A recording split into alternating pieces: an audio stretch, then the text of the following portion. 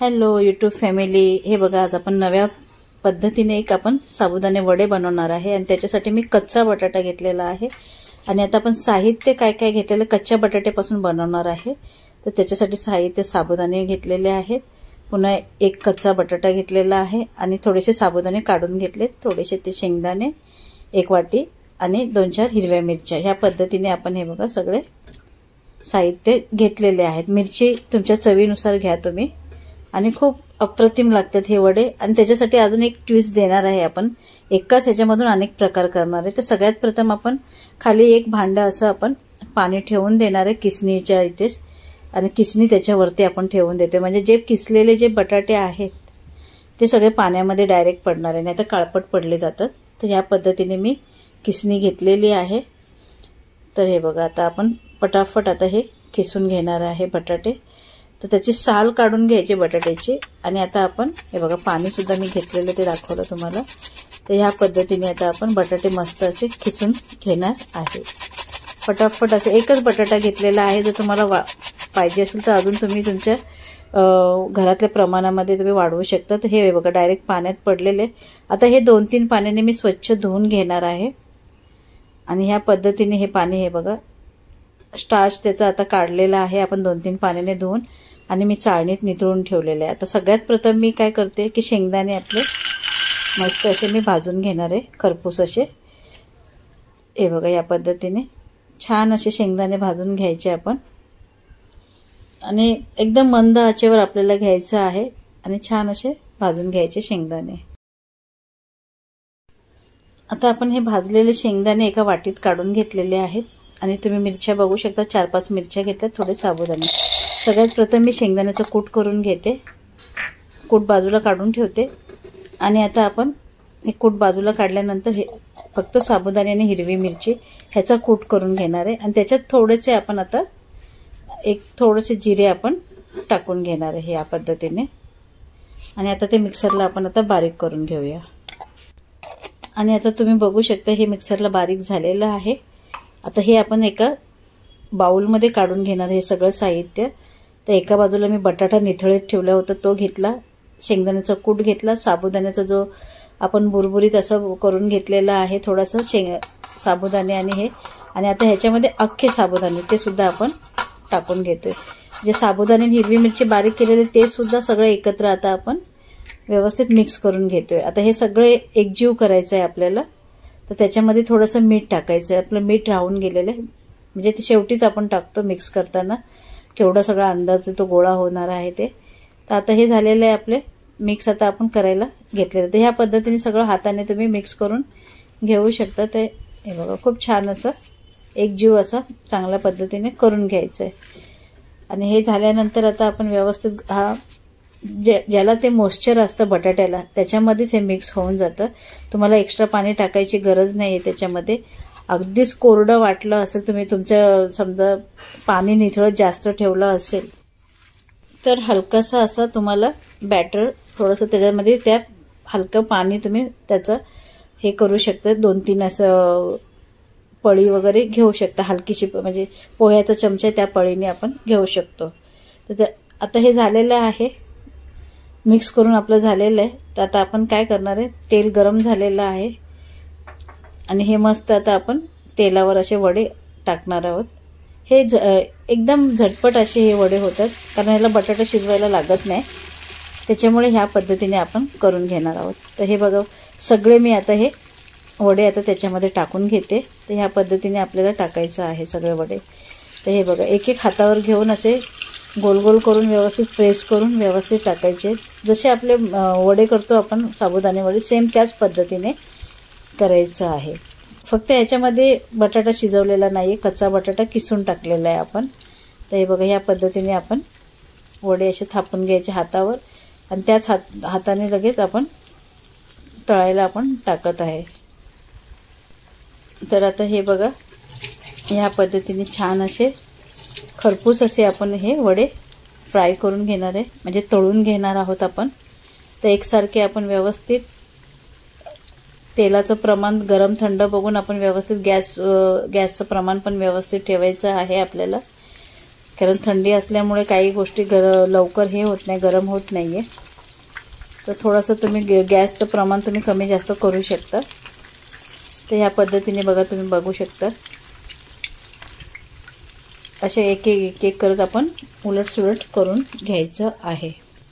आणि जसे जसे होतील तसे तसे आपण आता एका प्लेटमध्ये काढून घेत आहे. तर ह्या पद्धतीने आपण सगळेच वडे आपण आता एका प्लेटमध्ये काढून घेणार आहे. आणि त्याचे पुढचे प्रोसिजरसुद्धा मी तुम्हाला दाखवणार आहे. अजून वेगळं काहीतरी आपण त्याच्यामध्ये ट्विस्ट देणार आहे. आणि खूप छान असे हे वडे होणार आहेत आणि खूप लहान मुलं आवडीने खातील. तर कोणी म्हणेल उपवासाचे आहे का, प्रत्येक गोष्ट उपवासासाठी करावी असं नाही, तर कोणाला न उपवास असलेल्यांना सुद्धा आवडतं. आणि त्याच्यात तुम्ही जिरं टाकलं का, तर जिरं तुमचं ऑप्शन आहे. काही मसाले जे टाकतात, तुम्हाला समजा उपवास असेल, कोणी जिरं खात नसेल तर ते ऑप्शन आहे की तुम्ही टाका किंवा नका टाकू. तर हे उपवासाला सुद्धा चालतील. आणि त्याच्यामधूनच आपण थोडंसं बाजूला ते बॅटर काढलेलं आहे आणि कढईमधलं तेल आपण काढून घेतलेलं आहे. थोडंसं मी खाली तळाला थोडंसं तेल लावलेलं आहे. आणि ह्या पद्धतीने मी एक वेगळा अजून एक लहान मुलांसाठी नाश्ता असा बनवलेला आहे. तर साबुदाण्याचं बॅटर आपण पसरवून त्याच्यावरती अशी मटकी, भिजवलेली मटकी मोड आलेली ती टाकलेली आहे. आणि त्याच्यावरती आता आपण कोथिंबीर टाकलेली आहे आणि मस्त असे स्टीम देतोय आपण. ही मटकी आता आपली शिजलेली आहे. तर आता आपण झाकण उघडून बघूया. आणि हे बघा, हे मस्त अशी वाफ झालेली, आता छान असे झालेले आहे हे. आता ह्याच्यावरती आपण काय करणार आहे, तर आता माझ्याकडे मोझरेला चीज आहे ते आपण पसरवून घेते. म्हणजे मुलांना जरा चीजी पाहिल्यानंतर आवडीने खातात. म्हणजे त्या निमित्ताने मटकी त्यांच्या पोटात जाईल आणि एक पौष्टिक असा ब्रेकफास्ट असा होईल. मी आपलं नॉर्मली बनवलेलं आहे. तर तुम्हाला अजून काही वेगळं टाकायचं आहे तर त्याच्यामध्ये तुम्ही शिमला मिरची, कांद्याची काप वगैरे वरती टाकू शकता. एक पिझ्झा बेससारखं सुद्धा होतं, पण हे आपलं महाराष्ट्रीयन पद्धतीने आहे. तर हे आपलं साबुदाण्याचं एक थालीपीठ सारखंच झालेलं आहे, पण चीजी थालीपीठ. तर ह्या पद्धतीने आपलं झालंय. तर हे बघा, मस्त असं तुम्ही चीज बघा, मस्त असं पसरवलेलं आहे आणि फार सुंदर झालेलं आहे. सुगंध पण छान येतोय. तर ह्या पद्धतीने असं आता आपण एका प्लेटमध्ये काढून घेतो आणि व्यवस्थित झालेलं आहे. एकच बाजूमध्ये मी आपण केलेले. आता दुसरी पद्धत मी करते, तेही तुम्हाला दाखवते. ते बाजूला काढून घेतले. आता हे जे तयार झालेले वडे होते त्याच्यावरती आता आपण पुन्हा ह्याच्यावरती सुद्धा आपण चीज असं पसरवून घेतोय. तर ह्या पद्धतीने चारी बाजूने आपण म्हणजे 4 वडे मी साबुदाण्याचे ते आपण जे तळून घेतले होते त्याच्यावर सुद्धा, म्हणजे एकाच पद्धतीने आपण 2-3 पद्धत करतोय. आता हे वड्याचा प्रकार जो आहे त्याच्यावरती सुद्धा आपण चीज पसरवून घेत आहे. आणि ह्याला सुद्धा मस्त आपण अशी एक वाफ देऊन घेणार आहे. एकाच भांड्यामध्ये आपल्याला भांडी बदलायला लागली नाही, तर एका कढईमध्येच हे सगळं आपला प्रकार चाललेला आहे. अगदी लहान मुलांसाठी हे आवडीसाठी आपण बनवलेलं आहे. तर कधी कधी काय होतं, घरामध्ये मुलांचं पण थोडंसं वेगळं बनवण्यापेक्षा हे टिफिनसाठी चांगलं आहे. तर हे सगळं आता आपण चारी बाजूने लावून घेतलेले. थोडे थोडे चीज मी टाकलेलं आहे. ते हे थोडंसं असं स्मूथ आहे, कारण आपण त्याच्यामध्ये वडे तळल्यामुळे ते कढई जरा आतमध्ये झाकण थोडं हललं जातं, कारण स्मूथ झालेलं आहे तेलामुळे. तर मी एकाच कढईमध्ये आता सगळं केलेलं आहे. तर आता ह्याच्यावर सुद्धा आपण स्टीम देऊन घेणार आहे. हे बघा, चीज जरा मी जास्तच टाकलेलं आहे.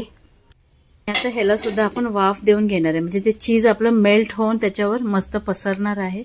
तर ह्या पद्धतीने सुंदर असं लागतं हे. आणि लहान मुलं ते कलर बघूनच तुम्ही बघू शकता, फार सुंदर पद्धतीने झालेलं आहे. आता आपण हे झाकण आता काढूया.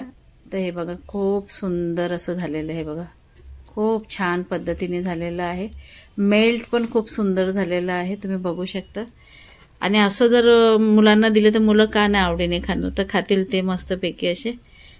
हे बघा, छान असं झालेलं आहे. आता आपण हे सुद्धा आपण बाहेर काढून घेऊया. आणि आता कसं सर्व करते तेही बघा तुम्ही आता.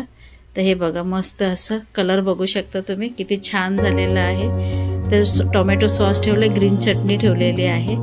आणि हा आहे आपलं थालीपीठ, मटकी थालीपीठ झालेलं आहे. खूप सुंदर असे अप्रतिम चवीला झालेले. तुम्हाला ही रेसिपी कशी वाटली, आपल्या चॅनलला लाईक करा, शेअर करा, सबस्क्राईब करा, चित्रास फूड अँड जर्नी. तर ह्या पद्धतीने म्हणजे तिखट वडे ज्यांचा उपवास आहे ते नुसते वडे सुद्धा खाऊ शकतात आणि लहान मुलं तर आपल्या मध्ये आपण काय खाणार ते त्यांनाही लागतं, तर त्यांना ह्या पद्धतीने बनवून द्या. आणि त्याच्यामध्ये बटाटा शिजवण्याचा त्रास नाही आहे. तर एकाच बॅटरमध्ये आपण एवढे पदार्थ केलेले आहेत. फक्त साबुदाण्याच्या बॅटरमध्येच एवढे सगळे पदार्थ झालेले आहेत. आणि ही रेसिपी तुम्हाला कशी वाटली नक्कीच आपल्या चॅनेलला काय कमेंट्स असेल तर नक्की सांगा. आणि कशा पद्धतीने अजून तुम्हाला काय वेगळं काय हवं असेल तर नक्कीच मला सांगा. मी नक्कीच बनवण्याचा प्रयत्न करेन. आणि आपल्या चॅनेलला लाईक करा, शेअर करा, सबस्क्राईब करा. धन्यवाद.